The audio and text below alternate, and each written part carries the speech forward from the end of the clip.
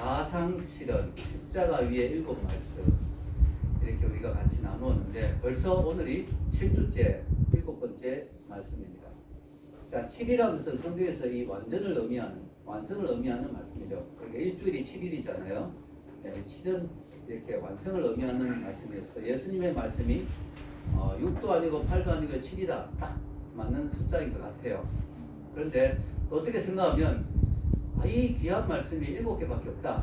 좀 아쉽다. 이런 생각이 좀 들기도 해요. 그래서 예수님이 한 70개 정도 말씀을 남겼으면 좋지 않았겠는가. 이렇게 잠깐 제 욕심에 생각을 했다가 깜짝 놀랐는 게 만약에 예수님이 70말씀을 남기려면 얼마나 많이 오래 또 매달려 있어야 됐을까. 그렇게 생각하니까 예수님께 너무 힘들게 하는 거다. 실제로 한 2, 3일씩 매달려 있다가 죽는 경우도 있다고 합니다. 십자가 위에서 고통 가운데. 예수님은 그전에 택직을 너무 많이 맞으셨고 그래서 오래 못 있으시고 6시간 만에 돌아가셔서 7말씀을 남기셨는데 70말씀을 남길 수도 있어요. 2, 3일 정도 매달렸으면. 그러나 우리 예수님 얼마나 힘들겠어요. 그래서 딱 7말씀으로 족하다 이런 생각이 들고 오히려 저는 반대로 생각해서 너무 힘들어서 아무 말도 못할 수도 있는데 7말씀이나 남겨주신 게 너무 감사하다 이런 생각이 듭니다. 그리고 7말씀 하나하나가 우리가 보니까 너무 주옥 같은 말씀, 우리가 평생 마음에 새겨야 될 귀한 말씀들인 것이어서 너무 감사하다는 생각이 듭니다. 자, 오늘은 마지막 7번째 말씀인데요. 제목이 뭐예요? 확신의 말씀. 왜냐? 이제 예수님이 자기 영혼을 아버지 손에 맡기는 마지막 기도입니다. 자기가 이제 아버지 품에 안전하게 들어가게 되었다고 하는 그런 확신이 있는 기도죠. 마지막 말씀이죠. 그래서 오늘 말씀이 확신의 말씀입니다. 자, 오늘 제가 짧게 본문을 인용했는데 전체 본문은 다음과 같습니다. 누가복음 23장 46절 다시 한번 읽겠습니다. 여기 주보에 나와 있죠. 예수께서 큰 소리로 불러 이르시되 아버지 내 영혼을 아버지 손에 맡겨나이다 하고 이 말씀을 하신 후 숨지니라. 아멘. 이 순간이 정말 예수님이 마지막 생명이 끊어지는 순간입니다. 임종 순간이죠. 마지막 순간입니다. 여기서 중요한 것은 뭡니까? 예수님은 이 죽음의 순간까지도 자신의 영혼을 통제하고 있었다는 것입니다. 즉 어쩔 수 없이 돌아가신 것이 아니라 이제 때가 되었기에 자기의 영혼을 하나님 아버지께 맡기시는 것입니다. 예수님은 절대로 살해당한 것이 아닙니다. 자기 스스로 자기 생명을 내어놓은 것입니다. 예수님이 일찍 이런 말씀하셨어요. 요한복음 10장 17절에서 18절 한번 읽겠습니다. 내가 내 목숨을 버리는 것은 그것을 내가 다시 얻기 위함이니 이로 말미암아 아버지께서 나를 사랑하시느니라. 이를 내게서 빼앗는 자가 있는 것이 아니라 내가 스스로 버리노라. 나는 버릴 권세가 있고 다시 얻을 권세도 있으니 이 계명은 내 아버지에게서 받았노라 하시니라. 아멘. 역시 예수님이시죠. 예수님은 내가 내 목숨을 스스로 내어놓았다. 스스로 버리는 것. 나는 버릴 권세도 있고 다시 취할 권세도 있다. 예수님은 부활을 암시했어요. 내가 내 목숨을 버리는 것은 그것을 내가 다시 얻기 위함이니. 예수님이 이미 자신이 부활할 것을 알고 계셨어요. 중요한 것은 뭐예요? 이를 내게서 빼앗는 자가 있는 것이 아니라 내가 스스로 버리노라. 예수님은 자기 목숨을 스스로 내어놓았습니다. 목숨이 빼앗긴 게 아닙니다. 자발적으로 자신의 영혼을 때가 되어서 하나님께 넘겨드린 것입니다. 내 영혼을 아버지 손에 부탁하나이다. 이 말씀을 직역하면 우리가 이해하기 쉽도록 이렇게 표현했지만 헬라어 원어로 직역하면 그가 영혼을 넘겨주셨다라는 것입니다. 하나님께 지금 넘겨주셨다. 자기의 영혼을 이제 때가 되었기 때문에 이제 이 땅의 모든 걸 다 마쳤기 때문에 자기 영혼을 하나님께 토스했다. 넘겨주셨다. 어쩔 수 없이 생명을 빼앗긴 게 아닙니다. 어떻게 죽게 되어서 영혼이 빠져나간 게 아닙니다. 몸에서. 때가 돼서 자기 영혼을 이제 하나님께 맡겨드린 겁니다. 자, 여러분, 이 본문과 비슷한 내용이 사복음서는 이렇게 같은 내용이 다르게 표현되어 있잖아요. 마태복음 27장 50절에 보면요. 읽겠습니다. 예수께서 다시 크게 소리 지르시고 영혼이 떠나시니라. 이건요 더 분명합니다. 여기 영혼이 떠나시니라. 이게 헬라어 원어로 보면요. 자신의 영혼이 떠날 것을 허락하셨다. 이런 뜻입니다. 마치 뭐와 같으냐면 왕이 신하에게 자 이제 물러거라. 자 이제 떠나거라. 이제 내 앞에서 나가거라. 이제 이 자리를 물러도 된다. 이렇게 허락해 주는 거 있잖아요. 왜냐하면 신하가 함부로 나가면 안 되죠. 왕이 나가라 이렇게 말도 안 했는데, 자 이제 물러거라 이러면 이제 신하가 예 하면서 뒤로 물러나잖아요 보통. 이런 표현이에요. 이게 바로 왕이 신하에게 하는 듯한 표현입니다.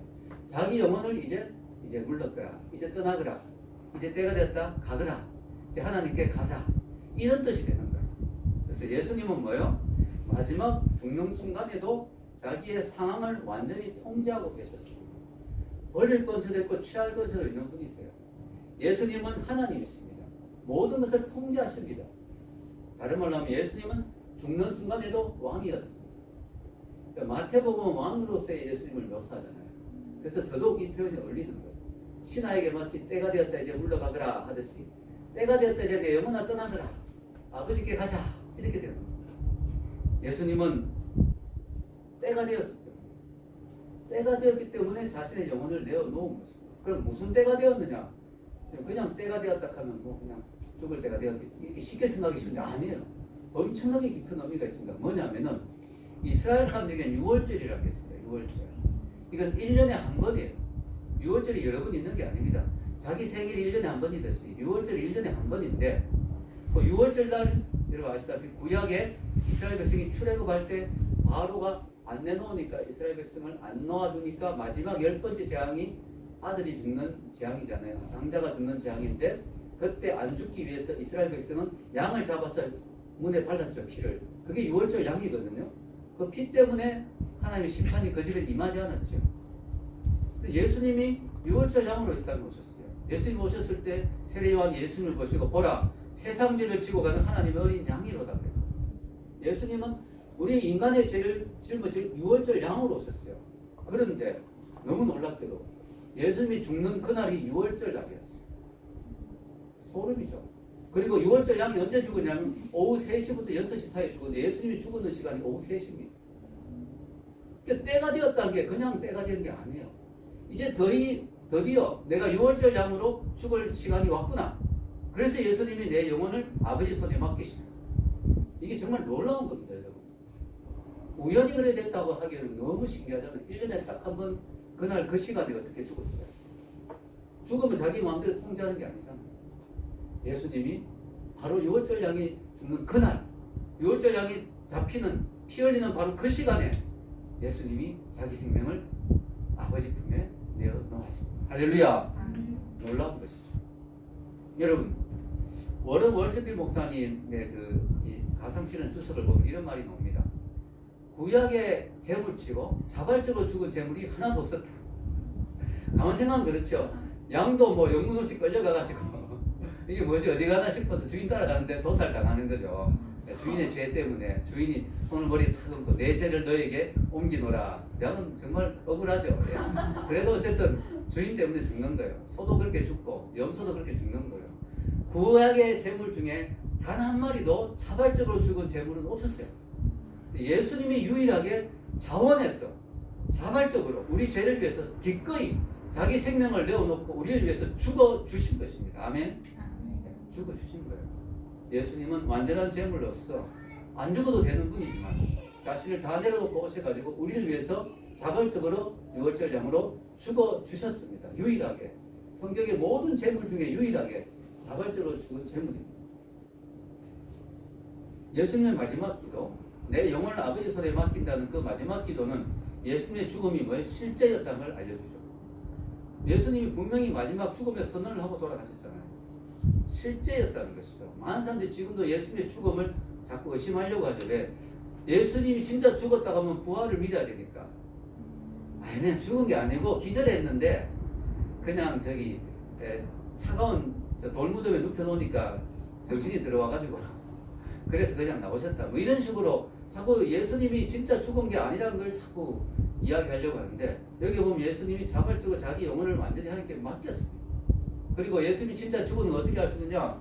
로마 군인이 옆구리를 찔렀잖아요. 심장이 터지고 물과 피가 나왔죠. 이미 혈청이 분리되었어. 이미 죽은 지 시간이 지났다는 걸 알려주죠. 우리가 보통 옆구리를 찌르고 그게 피가 나오지 물과 피가 나오지 않잖아요. 그리고 다리뼈를 원래 꺾어야 돼요.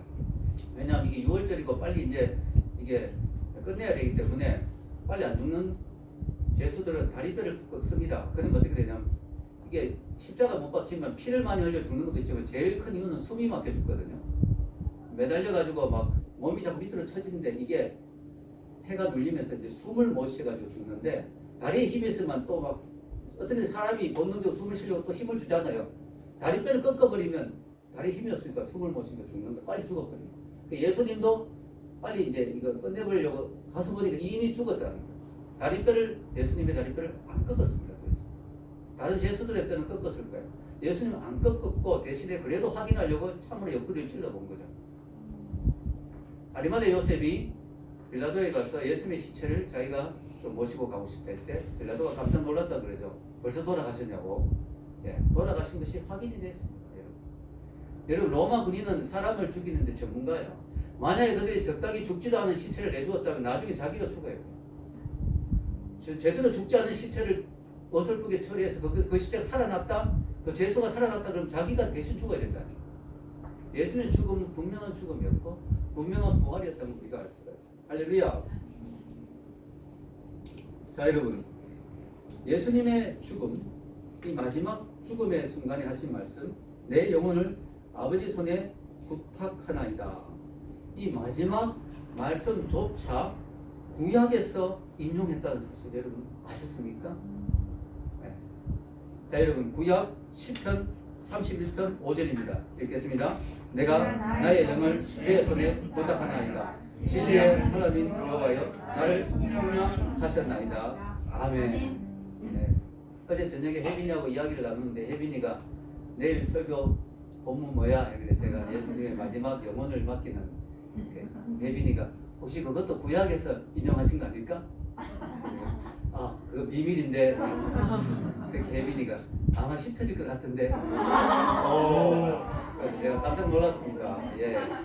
물론 알고는 아니게 넘겨 짚은 거겠지만 대단히 정답이 있었던 것 같아요. 자, 여러분 놀라운 것은요. 예수님이 마지막 돌아가시는 순간까지 성경을 인용했다. 여러분 참 놀랍죠. 예수님이 성경 구절이 나의 하나님 나의 하나님 어찌하여 나를 버리신가 이것도 성경 구절이었죠. 예수님의 입에서 나오는 말씀이 계속 성경 구절입니다. 아마 예수님 성경 암송반에 계셨던 것 같아요. 성경 구절이 계속 나오십니다. 그래서 마지막 숨이 넘어가는 순간에 이제 자신을 하나님의 자비로운 손에 맡깁니다. 이제 더 이상 고통은 없습니다. 더 이상 죄인들의 악한 자들의 손에 고통받을 일은 없습니다.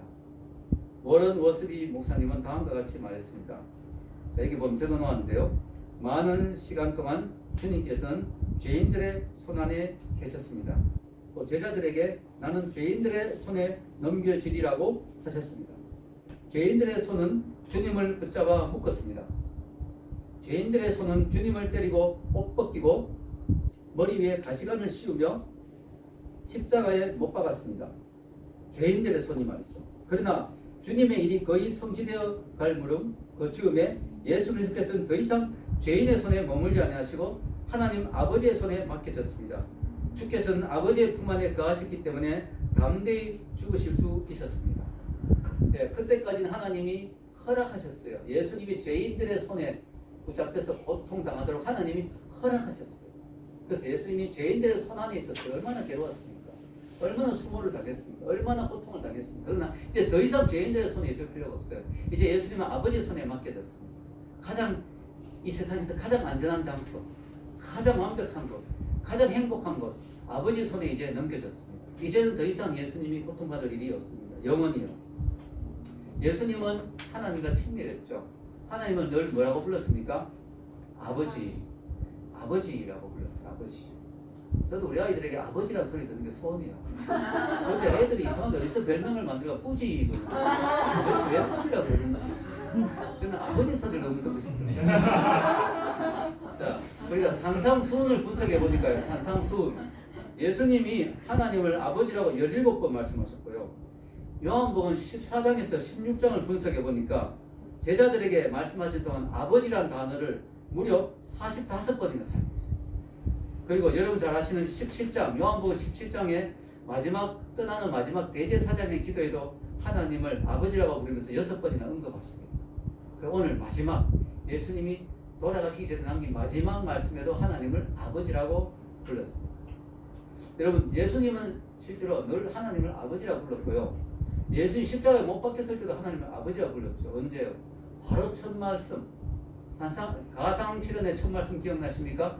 아버지요, 저들의 죄를 용서하여 줘. 그때 하나님을 아버지라 불렀어요. 그런데 놀랍게도 중간에 갑자기 하나님을 아버지라 못 부르겠죠. 여기 읽어보겠습니다. 나의 하나님, 나의 하나님, 어찌하여 나를 버리셨나이까? 왜 이때는 하나님을 아버지라 못 불렀을까요? 예수님이 하나님을 나의 하나님으로 하나님이라 부른 적이 없어요. 아버지라고 늘 불렀거든요. 복음서 전체에서 예수님이 하나님을 하나님이라 부른 적이 없어요. 아버지라 불렀어요. 이때는 하나님을 아버지라 못 불렀어요. 왜? 그때 우리 인간의 죄를 대신 다 짊어지시고 죄인으로서 죽는 자리이기 때문에. 감히 죄인을 하나님을 아버지라 할 수 있습니까? 그때 하나님이 죄인으로부터 얼굴을 돌리시는 순간에 가장 역사상 끔찍한 죄인이 되었어. 이 세상의 모든 죄란 죄는 다 덮어쓰고 예수님 그 순간 간음자가 되고 강간자가 되고 살인자가 되고 아동학대자가 되고 전범이 되고 사기꾼이 되고 가장 더러운 인간이 되어서 죽는 순간이기 때문에 하나님이 얼굴을 돌리셔서 예수님과의 하나님의 관계가 잠시 끊어지는 거죠. 그때 예수님이 너무 큰 지옥의 고통을 맛보셨죠. 그러면서 하나님을 아버지라 부를 수가 없었어요. 그래서 나의 하나님. 그래도 믿음을 붙잡았죠. 예수님은 나의 하나님. 당신을 내가 아버지로 부르지 못하지만 그래도 나의 하나님 아니십니까? 자, 이제 예수님이 하나님을 다시 아버지로 부르십니다. 왜? 다 이루었다 하셨거든요. 그 앞서서 예수님이 지난주에 다 이루으셨다. 이제 끝났다는데 구원의 역사, 그 인간의 구원을 위한 모든 사역이 끝났기 때문에 이제 하나님이 더 이상 얼굴 돌릴 필요가 없어요. 다시 관계가 회복됩니다. 아멘. 그래서 예수님 마지막에 하나님을 다시 아버지라고 부르시면서 자기의 영혼을 맡기셨습니다. 할렐루야. 아멘. 자, 아버지께 영혼을 맡겼습니다. 그러면 이제 그리고 숨이 끊어지셨죠. 그럼 그 영혼은 어디로 갔을까요? 당연히 천국의 아버지 품으로 갔겠죠. 그리고 거기서 뭘 하셨을까요? 당연히 그날 오후에 올 강도를 기다리고 있었겠죠. 내가 오늘 나와 함께 낙원에 있었죠. 낙원에 가실까 예수님이? 예수 먼저 죽으셨습니까? 뒤에 올 강도를 기다리고. 그날 강도도 아마 오후쯤 아니 저녁이나 다음날 오전이나 하여튼 숨이 끊어졌을 거예요. 근데 아마 그날 오후에 죽었어요. 왜냐하면 이게 안식일이고 이래가지고 빨리 처리하려고 다리뼈를 부러뜨렸기 때문에 아마 강도도 얼마 후에 죽었을 거예요. 예수님이 강도를 기다리고 있었어요. 그리고 3일 후에 자신의 무덤에 있는 자신의 몸과 만나서 새로운 육체로 부활하신 거죠. 할렐루야. 놀라운 이야기입니다. 여러분, 우리는요 예수님의 이 마지막 기도를 보면서 아주 중요한 사실을 깨달을 수 있습니다. 그게 뭐냐면은 죽음이 끝이 아니라는 사실. 예? 여기가 동의하고 있습니다. 죽음이 끝이 아니라는 거예요. 우리가 너무 궁금하잖아요. 죽고 나면 어떻게 될까? 죽음이 끝일까? 죽고 난 뒤에 정말 삶이 있을까? 여러분, 내 영혼을 아버지 손에 맡깁니다. 죽음이 끝이 아닌 거예요. 영혼이 있고 영생이 있고 천국이 있다는 사실을 예수님은 분명하게 오늘 가르쳐 주십니다. 아멘. 여러분, 죽는 게 끝이 아니에요. 죽으면 끝이지 뭐. 죽으면 다 끝이지 뭐. 아니에요. 예수님이 지금 죽고 난 뒤에 영혼이 있다. 아버지가 있다는 거. 아버지 품이 있다는 거. 천국이 있다는 거. 영생이 있다는 거. 그래서 여러분, 우리가 이 땅에서 잘 사는 것도 중요하지 않나요? 죽음 이후의 삶을 준비하는 게 더 중요합니다. 왜냐? 이 땅에서는 살아봤자 여러분 100년밖에 못 살잖아요. 많이 잡아도. 근데 천국은 영원한 삶이잖아요. 천국 아니면 지옥이 있는데 거기서 어떻게 사냐가 정말 중요하지. 이 땅의 삶도 중요하죠. 그러나 더 중요한 것은 영원한 삶이에요. 그렇지 않습니까, 여러분? 근데 사람들은 뭐 이 땅의 삶에 너무 초점을 맞춰. 너무 이 땅의 삶에 다 초점을. 그 다음의 삶을 생각을 안 하고 살아요. 그게 진짜 더 중요한데. 그게 진짜 너무 비중을 많이 차려. 영원한 거니까. 이건 영원에 비하면 100년은 그냥 뭐 찰나죠, 찰나. 잠깐 지나가는 거예요. 여러분, 우리가 전도할 때 듣기 좋은 말로 교회 오세요, 교회 나오세요, 교회 나오면 복 받아요. 예수 믿으면 복 받아 이런 말 많이 하잖아요. 뭐 저주 받아 이런 말보다 낫죠. 그리고 그 말도 또 사실이에요. 예수 믿으면 복 받죠. 왜냐? 하나님이 만복의 근원이신데 우리가 고난과 시련 연단에 있을지 몰라도 기본적으로 복을 받죠. 예수 믿으면 복 받아요. 그런데 그게 기독교의 본질이 아니라는 거예요. 복 받는 건 이 땅일 거거든. 예수 믿어가지고 잘 먹고 잘 살게 된다는 거, 복 받는 건 잘 먹고 잘 살게 되는 거잖아요. 그건 이 땅의 이야기거든요. 이게 기독교의 본질이 아니에요. 만약에 이게 기독교의 본질이라면 예수님이 이 땅에 왜 왔어요? 우리를 잘 먹고 잘 살게 하기 위해서 그렇게 십자가에 고통당하고 그렇게 고생하며 죽었습니까? 예수님 피가 너무 아깝지 않습니까? 고작 예수님이 우리를 이 땅에서 조금 더 잘 먹고 잘 살게 하기 위해서 그렇게 고생하고 피 흘렸다? 그건 말이 안 되는 거예요. 그건 너무 예수님의 피가 아까운 거죠. 그거라면 예수님 안 하실 거예요. 조금 더 잘 먹고 잘 살게 하기 위해서 그거 생각할 필요 없어요. 여러분, 우리가 기독교가 그저 이 땅에서 잘 먹고 잘 살기 위한 것이라면 세상의 종교와 다를 게 하나도 없어요. 비나이다 그것도 잘 먹고 잘 살기 위해서 그런 거 아니에요. 다 세상의 모든 종교가 다 잘 먹고 잘 살기 위해서 그 신에게 절하고 복을 구하잖아요. 그 세상의 종교와 기독교가 다를 바가 없죠. 소위 말하는 주방 종교, 네, 잘 먹고 잘 살기 위한 종교하고 다를 바가 없죠. 여러분, 기독교의 본질은 그게 아닙니다. 여러분, 사실은요, 기독교는 잘 먹고 잘 살기 위한 종교가 아니라 잘 죽기 위한 종교예요. 죽을 때 갈 곳이 있기 위해서, 죽을 때 확실하게 내가 천국 들어갈 수 있기 위해서 잘 죽기 위한 종교예요. 기독교가 있으면 확실히 잘 죽을 수 있어요. 왜? 그 다음 삶이 보장되니까. 아멘. 그걸 보장해 줄 수 있는 종교가 없잖아요. 기독교도 보장해 줄 수 있죠. 왜냐하면 천국에 있다가 왔는 그분이 우리에게 천국에 가는 길을 보여주신 종교니까. 우리의 죄 문제가 해결되었습니다. 아버지 품이 보장되었습니다. 여러분, 예수님은 분명히 말씀했습니다.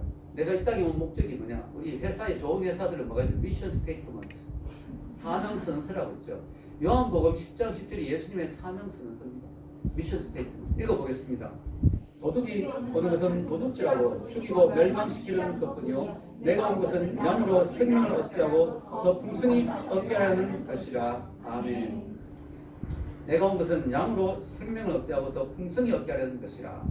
이 말씀을 잘 이해를 못할 수 있어요. 왜냐하면 양이 우리잖아요. 그럼 우리는 이미 생명이 있는데, 여러분 다 생명 있죠? 여러분 다 살아있잖아요. 근데 뭐 또 생명을 얻게 해요? 여기서 생명은 그런 생명이 아니라 뭐예요?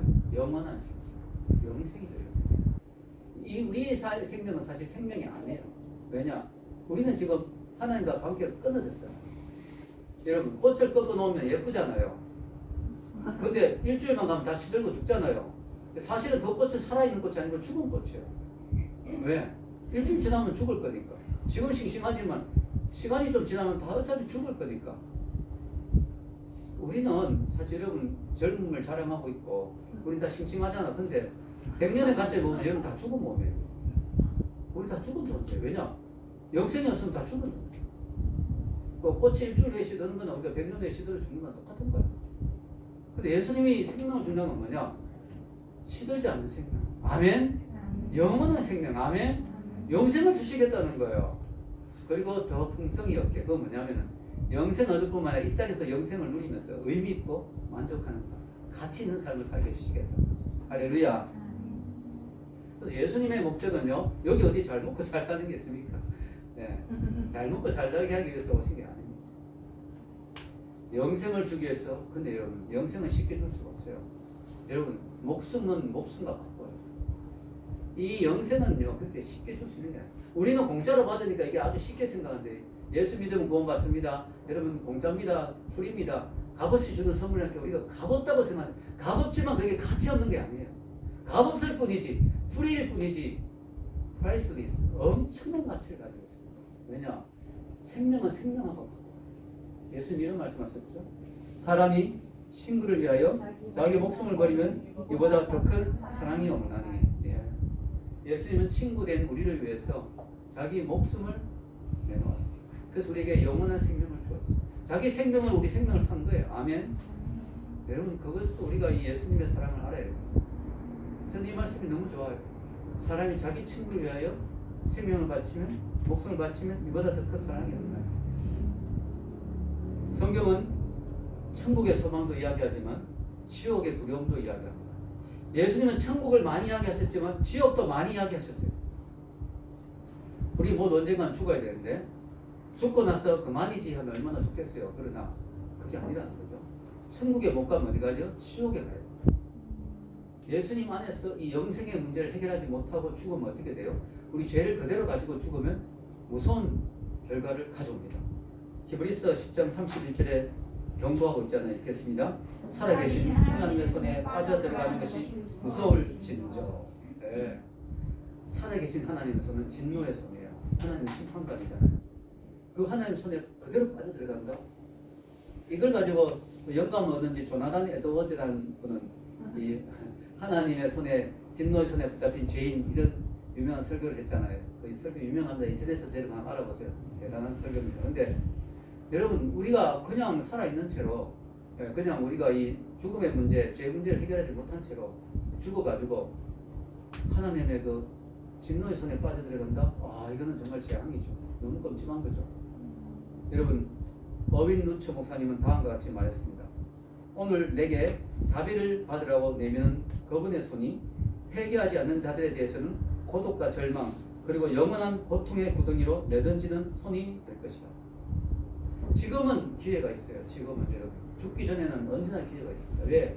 강도도 마지막 순간에 구원받았잖아요. 마지막이라도 예수님 믿으면 되는 거예요. 마지막까지라도 기회가 있어요. 그러나 그 자비의 손, 그 구원의 손, 그 못장난 그 손을 끝까지 거절한다? 그럼 죽으면 하나님의 심판의 손에 빠져들어가면 그것은 너무나 끔찍한 것이죠. 여러분 장례식장에 가면요 사람들이 많이 애통해합니다. 그죠? 왜? 사랑하는 사람을 잃어버렸으니까 너무나 애통해하죠. 근데 여러분 장례식장에 가면 내 사랑하는 사람이 죽었어.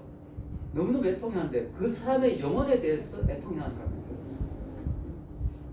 정말 중요한 것은요 그 사람이 지금 죽었다는 거 그거 이제 더 이상 못 본다는 거 그것도 애통하지만 더 중요한 것은 그 사람의 영혼이 어디로 가느냐가 정말 중요합니다. 근데 문제는 뭐냐면 장례식장에 가서 이 사람의 영혼이 어디로 가는지에 대해서 고민하는 사람이 별로 없어요. 그냥 내가 사랑한 사람을 이제 못 보게 됐다. 아이고 이렇게 일찍 돌아가시면 어떡해. 아이고 고생만 하고 누리지도 못하고 가셨네. 뭐 이런 식으로 안타까워하지.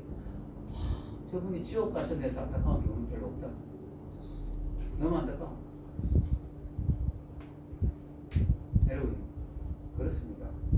우리는요 사람이 사고로 죽으면 어떻게든 시신이라도 건지려고 했었잖아요. 사고가 나서 사람이 뭐 물에 빠진다든가 시신이라도 우리가 어떻게 건져 장례식을 치르려고 그렇게 시신에 집착하지만 그 사람의 영혼에 대해서는 관심. 여러분 정말 중요한 것은 영혼이거든요. 지혜로운 사람들은 자신의 죽음을 준비합니다. 그래서 좀 지혜로운 사람은 죽기 전에 내가 죽을 것 같다. 이제 얼마 안 살 것 같다. 그러면 어떻게 돼요? 자기 재산도 정리하고 뭐 유언도 남기고 또 뭐요? 소지가 말생 소지가 없도록 유언도 골고루 재산도 골고루 나눠주고 또 감사할 사람이 감사도 표시하고 고마운 사람이 고마운 표시도 하고 뭐 이렇게 하잖아요. 지혜로운 사람이죠. 죽음을 준비하는. 그러나 진짜 지혜로운 사람은 뭔가요? 죽음 이후의 삶을 준비한 사람. 그 사람이 진짜 지혜로운 사람이죠.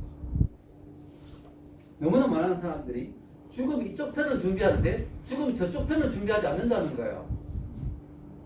노후 대책에는 관심이 많은데 사후 대책에는 대책이 없어요. 관심이 없다는 거죠. 죽음 전에 죽음을 준비한 사람은 지혜롭지만 더 지혜로운 사람은 죽음 전에 죽음 이후의 삶을 준비한 사람. Life after death. 죽음 이후의 삶을 준비한 사람이 돼야 돼요.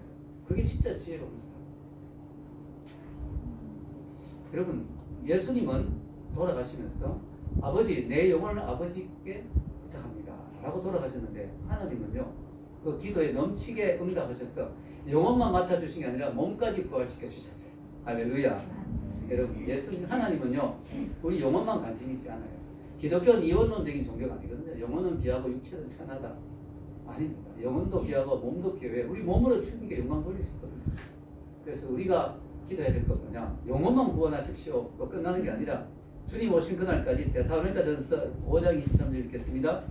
평강의 하나님이 친히 너희를 온전히 거룩하게 하시고 또 너희의 온 영과 몸과 몸이 우리 주 예수 그리스도께서 강림하실 때 서뭇게 보존되기를 원하노라. 아멘. 주님 제 영혼뿐만 아니라 제 영뿐만 아니라 혼과 몸까지도 주님 오시는 그날까지 거룩하게 보존되고 그 전에 죽더라도 천국에 가고 영혼이 몸도 잘 보존되어서 주님 앞에서 영광 돌릴 수 있는 몸이 되기를 원합니다. 그럼 화장하면 안 되겠네. 몸을 보존하려면 어차피 썩어요. 여러분 하나님은 능력자시다. 무에서 유를 만들었는데 우리 몸이 화장을 해도 그 몸이 뭐예요? 다 분해돼도 뭐예요? 뭐죠? 보존의 법칙 있잖아요. 그래서 질량 보존 법칙이 다 있기 때문에 어딘가 있어요. 여기 다시 딱 모아져서 딱 새 몸이 됩니다. 할렐루야. 저는 화장도 추천합니다. 왜? 예수님 오실 때 화장하고 만나야지 예쁘게. 그 화장이 이 화장은 아니지만. 자, 여러분 중요한 거는 우리가 몸과 영혼 모두 잘 보존해서 주님 앞에 기쁨으로 만나는 우리가 돼야 될 줄로 믿습니다. 이제 예수님이 앞서 가셨습니다. 얼마나 감사합니까? 여러분 처음에 개척자가 힘들어요. 개척교도 힘들더라고요. 네. 여러분 처음에 하는 게 힘듭니다. 뭐죠? 예수님이 앞서 가셨다는 거예요. 개척자로 선구자로 앞서 가셨기 때문에 예수님이 힘들었어요. 그러나 우리는 따라가기만 하면 돼요. 아멘. 네, 따라가면 돼요. 여러분 이 고대에는 이렇게 배가 항구로 들어올 때 지금은 얼마나 이게 여러 가지 기계나 시설이 좋잖아요. 근데 그때는 그렇게 좀 허술해서 그랬는지 참 기가 막힌 이야기를 들었습니다. 고대에서는 배가 들어올 때요, 항구에 들어올 때 제일 앞에 있는 선원이 뛰어든대요. 몸에 밧줄을 묶고 그 헤엄을 쳐가지고 제일 먼저 그 해안에 상륙해가지고 그 몸을 줄을 큰 바위 같은 데 묶는데요. 그리고 배가 오도록 이렇게 인도를 한대요. 그 일을 한 사람을 선구자라고 불렀습니다. 앞서가는 자. 이게 바로 히브리스의 이 말씀이에요. 예수님을 앞서가는 자라고 표현했거든요. 읽어보겠습니다. 우리가 이 소망을 가지고 있는 것은 영혼의 닭 같아서 튼튼하고 견고하여 시장 안에 들어가나니 거리로 앞서가신 예수께서 멜기세덱의 반차를 따라 영원히 대제사장이 되어 우리를 위하여 들어가셨느니 어디 들어갔어요? 하나님의 성소에, 천국에, 지성소에 먼저 들어가셨어요. 앞서가셨다. 여기 앞서가셨단 말이 헬라어로 이 선구자라는 겁니다. 선구자, 개척자, 선구자. 바로 이 배에서 먼저 뛰어 들어간 사람이 그럴 때 이 단어를 썼어요. 또는 군대에서 먼저 들어간 사람 척후병 같이 뭐 앞에 먼저 길 닦는 사람 있잖아요. 제일 먼저 지뢰가 밟아도 먼저 밟고 그죠? 예, 그 사람이 다 지나가면 우리는 안전하게 가죠. 제일 앞에 가서 앞에 지뢰가 있을 수도 있고 뭐 총알이 날아올 수도 있고 제일 먼저 가는 사람이에요. 앞서가는 자. 예수님이 바로 그 일을 하셨어요. 그래서 우리는 그분을 의지하면 영혼에 다 안전하죠. 이 배에서는 영혼이잖아요. 다 이거 연결되죠. 오늘 또 진이하고 통했습니다. 진이 기도에 또 영혼의 닷을 가지고 소망을 이래가지고 제가 미리 이야기 안 했는데 진이한테 진이 오늘 기도 이게 또 나왔더라고요. 영적으로 성령님이 통하게 하신다 이런 생각이 들어요. 여러분 중요한 건요, 예수님이 앞서가서 우리는 너무너무 좋은 거예요. 너무 편한 거예요. 왜? 우리는 그냥 주님만 잘 따라가면 돼. 아멘. 예수님만 잘 따라가면 돼요. 그냥 딴 길로 가지 맙시다. 딴 길로만 가면 돼요. 이렇게 교회 다니다 교회 안 다녀 그러고 이러면 안 되는데 교회 잘 다니고 신앙생활 잘하고 예배 잘 드리고 성경 열심히 읽고 주님만 잘 따라가면 우리는 뭐요? 가보면 따라가도 뭐 벌써 천국 왔네. 주님만 잘 따라가도 여기 천국이네. 우리 애쓸 필요도 없고 수고할 필요도 없고 고생할 필요도 없고. 예, 할렐루야. 너무 감사하죠. 너무 감사하죠. 어윈 루처 목사님 이런 멋있는 말을 했어요. 오늘은 아드 피커보다 다른 분들이 좋은 말을 많이 했습니다. 자, 여기 읽어보겠습니다. 폭풍우가 우리의 돛을 갈갈이 찢더라도 가판이 삐걱댈지라도 광풍이 우리의 항로를 삐탈하게 만들지라도 구원받은 자들은 안전하게 항구에 도착하게 될 것이다. 자신이 죽음보다 더 강함을 입증하신 분께 인도되어 우리는 매일매일 구원의 항구로 조금씩 더 가까이 다가가고 있다. 아멘. 죽음보다 더 강한 분. 왜? 죽음을 이겼으니까. 아멘. 그분이 우리를 앞서 가셨다는 거야.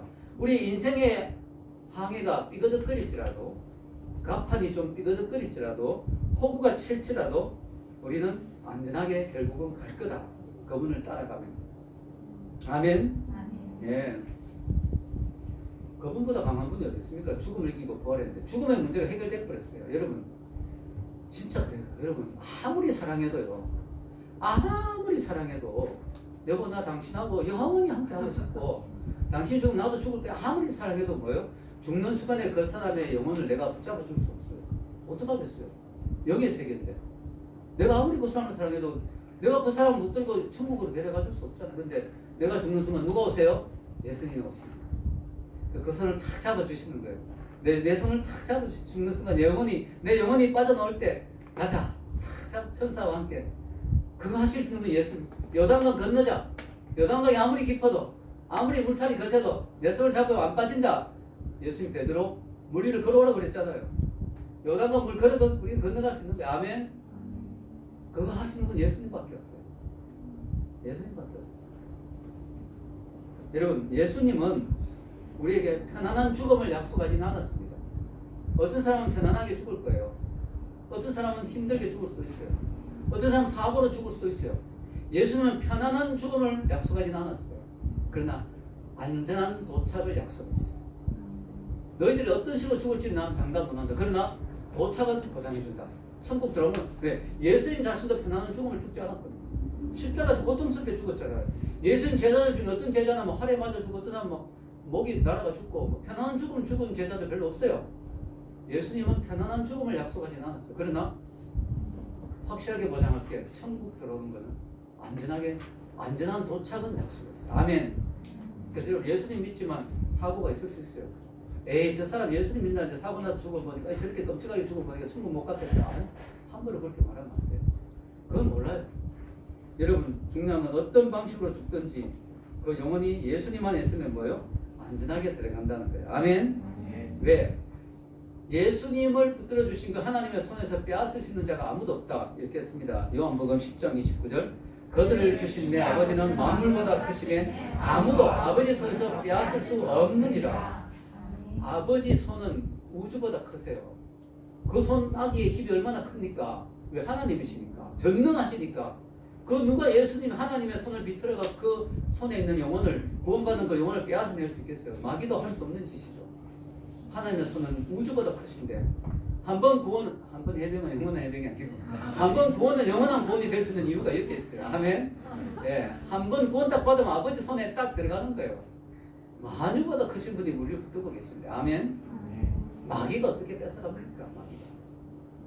존 후스라고 하는 유명한 종교개혁자가 있죠. 이분이 대단한 분인데, 이분이 프라하의 교수였는데, 이분이 휘클리프의 영향을 받아가지고 이분이 복음을 눈을 뜨게 됐어요. 그때는 약간 카톨릭이 많았고 막 이래가지고 복음이 좀 희미했잖아요. 근데 이분이 복음에 눈을 떠가지고 성경에 눈을 떠가지고 복음의 진리를 막 전하기 시작했어요. 그때는 그런 소리 함부로 하면 위협했거든요.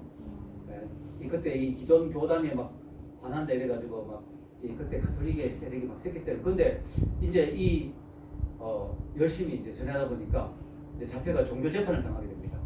그래가지고 당시로 보기에는 이단으로 느낄 수 있겠죠. 그래가지고 이제 이단이라는 식으로 해서 화형을 선고. 그러면서 이렇게 저주의 말을 내립니다. 이게 이제 교회사에 남아있는 기록이에요. 대주교가 후스에게 나는 이제 우리는 너의 영혼을 사탄에게 맡긴다. 끔찍하죠. 근데 후스가 당당하게 이렇게 대답했어요. 나는 내 영혼을 주 예수 그리스도의 손에 맡깁니다. 내 영혼의 구원자이신 주님께 내 영혼을 의탁합니다. 예수님이 하신 말씀을 그대로 내 영혼을 주님 손에 맡깁니다. 후스는 확신했습니다. 그의 영혼이 주님 손에 붙잡혀 있었기 때문에, 그는 복음을 확실히 알았기 때문에, 구원의 확신이 있었기 때문에 사탄이 그의 영혼을 빼앗아갈 수 없다는 것을 그는 확신했어요. 그는 장렬하게 죽었습니다. 화형을 당했어요. 죽으면서 이런 말, 유명한 유언을 남겼죠. 앞으로 100년 안에 역사를 바꿀 위대한 사람이 나와서 이 복음을 다시 세상에 알릴 것이다. 그리고 죽었는데 107년이 지나서 루터가 깨어났어요. 루터가 나왔어요. 종교개혁을 일으켰어요. 예언적인 말을 하고 죽은 거죠. 여러분, 우리는 하나님 안에 있으면 안전합니다. 너무 감사한 일이죠. 예수님은 우리 인류의 대표자로 죽으셨어요. 대표자로 죽고 대표자로 하나님 품에 들어갔어요. 그리고 대표자로 부활하셨어요. 그래서 예수님 안에서 우리는 같이 하나님 품 안에 들어간 거예요. 아멘. 읽겠습니다. 만일 우리가 그의 죽으심과 같은 모양으로 연합된 자가 되었으면 또한 그의 부활과 같은 모양으로 연합한 자도 되리라. 아멘. 연합이 비밀입니다. 연합. 우리가 주님과 연합돼 버렸어요. 그래서 십자가에서 죽으면서 연합됐기 때문에 예수님의 십자가 죽음이 나의 죄를 위한 죽음이 되는 거예요. 내가 내 죄 값으로 죽은 거와 똑같아요. 십자가에서 심판받은 거와 똑같아요. 예수님이 십자가에서 죽었기 때문에, 그 예수님과 내가 연합돼 버렸기 때문에. 예수님 부활도 나의 부활이고, 예수님이 하나님 아버지 품에 들어갈 때 구원받은 자의 영혼을 같이 가지고 들어가신 거예요. 아멘. 이것도 오늘 찬양에 나왔죠. 부활과 연합된다. 이 찬양 우리 에스더가 선택했다거든요. 이것도 통한 것 같습니다. 자, 여러분, 오늘 찬양에 그런 게 있었습니다. 주님과 함께 죽고 주님과 함께 연합된다. 연합해서 부활된다. 그래서 여러분, 이게요, 놀라운 것은요, 누구나 이 세상에 있는 모든 인간이 이 축복을 누리는 게 아니에요. 그래서 복음이 중요한 거예요. 이거는 예수님을 믿는 자만 누리는 축복이에요. 아무나 예수님과 연합되는 게 아니에요. 이거 하나님의 은혜가 있어요. 자, 요한 1서 3장 1절 읽겠습니다. 보라, 아버지께서 어떠한 사랑을 우리에게 베푸사 하나님의 자녀라 일컬음을 받게 하셨는가. 하나님의 자녀라 일컬음을 받는 자, 하나님을 감히 아버지라 부를 수 있는 자가 이 아버지 품에 들어갈 수 있는 거예요. 아멘. 이건 아무나 누리는 축복이 아니죠. 예수님을 믿고 하나님을 아버지로 받아들인 자가 바로 누리는 축복이죠. 여러분, 이제 우리는 죽음이 다가온다 하더라도 두렵지 않습니다. 왜냐? 하나님 안에서 안전하기 때문에. 아멘. 이 안전은요, 이 확신은요, 이 세상에 그 어떤 것도 줄 수 없는 거예요. 여러분, 돈이 여러분 통장에 100조쯤 있으면 되게 행복하겠죠. 여러분, 100조가 있어도 이 확신을 가질 수 없어요. 맞잖아요. 내 통장에 100조가 있더라도 내가 이제 죽는데 아버지 품에 들어가는구나, 이 확신 못 가져요. 예수님 안 믿으면. 그래서 여러분, 아무리 많은 돈이 있어도 이 확신을 가질 수 없어요. 내가 대통령일지라도, 내가 왕일지라도 이 확신 가질 수 없어요. 내가 아무리 멋있게 생기고 잘생겨도 이 확신 가질 수가 없어요. 이거는요, 예수님 믿는 자만이 가질 수 있는 놀라운 축복이에요. 아멘. 협조가 안 들어오는 거죠. 여러분, 얼마나 감사합니까? 여러분, 우리는 죽고 난 뒤에 심판을 받습니다. 그런데요, 예수님은 거꾸로요. 심판을 받고 죽었어요. 이게 우리 인간과 예수님의 차이예요. 히브리서 9장 27절 읽겠습니다. 한 번 죽는 것은 사람에게 정해진 것이요 그 후에는 심판이 있으리니. 여러분, 죽는 걸로 끝나는 게 아니에요. 죽으면 그만이잖아요. 그 다음에 뭐가 기다리고 있다? 심판이 있다. 예수님이 인류 유일하게 십자가에서 심판을 먼저 받아버렸어요. 아버지 어찌 나를 버리신가? 그게 심판이거든요. 그때 지옥의 고통을 맛봤거든요. 예수님은 유일하게 십자가에서 심판을 먼저 받고 죽었어요. 모든 인간은 죽고 난 뒤에 심판이 있는데, 이게 왜 중요하냐?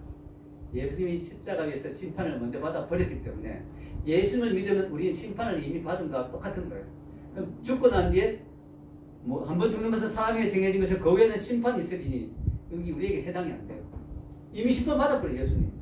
한 번 죽는 것은 사람에게 정해졌지만 믿는 자에게는 심판이 없고 상급이 있죠. 상급이. 우리가 주를 위해서 어떻게 헌신했느냐에 대한 상급이 있죠. 아멘. 그러면 심판 하나도 없느냐? 우리가 예수를 믿다가도 좀 뭐 나쁜 짓 조금 하고 상급이 깎이죠. 이게 심판이에요. 네, 상급이 좀 깎입니다. 네. 여러분, 우리는 이런 지옥 가는 심판이 없는 거예요. 아멘.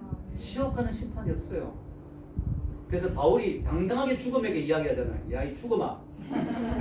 야이란 말 넣으면 더 심합니다. 야, 이 사망아. 너의 승리가 어디 있느냐? 사망아, 내가 쏘는 것이 어디 있느냐? 사망은 너무 아픈 거예요. 그 다음에 우리가 심판이 있고 죽음이 있고 고통이 있어요. 그런데 쏘는 게 어때? 독을 제거해버려. 하나. 예수님이 사망의 독을 제거해버렸어요. 그래서 저도 지금 웃으면서 이야기하죠. 아버님이 돌아가시지 얼마 안 됐는데도 웃음이 막 나잖아요. 우리 아버님 고생하셨는데 한 일주일 동안 진짜 너무 마음이 아프더라고요. 그러나 천국 가셨다 생각해도 너무 감사하고, 이 죽음이 쏘는 게 없어요. 쏘는 게. 어떤 사람 막 죽는 게 너무 괴로워서 그 사람 죽은 사람 생각하다가 막 같이 죽기가 막 그랬잖아. 너무 괴로웠어. 쏘는 게 없다니까. 천국 가면 또 만나는데요. 할렐루야. 사망에 쏘는 것은 왜? 예수님이 심판을 먼저 당하고 죽었으니까. 그래서 오늘 여러분에게 멋진 이야기 하나 합니다. 제가. 예수님 마치 뭐 같으냐? 피레친 것 같다. 번개가 치고 벼락이 떨어질 때 무섭잖아요. 벼락 맞으면. 벼락 맞아 죽은 사람도 있죠. 근데 피레침 밑에 있으면 안전해요. 왜? 알아서 피레침이 먼저 벼락을 맞아 줘보는 거예요. 나는 벼락 맞을 일이 전혀 없어요. 피레침 밑에 있으면. 왜? 피레침이 먼저 벼락을 맞아 줘버리니까 나는 벼락을 맞을 일이 없다는 거예요. 피레침 밑에 있으면. 예수님이 피레침과 같아요. 아멘. 하나님의 심판을 먼저 맞아 주셨어요. 그래서 그분 안에만 있으면, in Christ, 그리스도 안이라는 말을 바울이 계속 쓴 이유가 그거예요. 예수님 안에만 있으면, 예수님 밑에만 들어가면 우리는 벼락을 맞을 필요가 없어요. 심판을 당할 필요가 없어요. 예수님 먼저 다 당해 주셨으니까. 아멘. 그래서 예수님 안에 들어오라는 거예요. 이걸 모르고 자꾸 예수님 밖에 있는 사람에게 들어오라는 거예요. 예수님 믿으라는 거예요. 왜 우리가 목숨 걸고 전도하느냐? 예수님 믿으라는 거예요. 들어오라는 거예요. 안전하다는 거예요. 아멘. 예수님의 십자가가 바로 우리에게 그런 소망을 주는 것입니다. 할렐루야.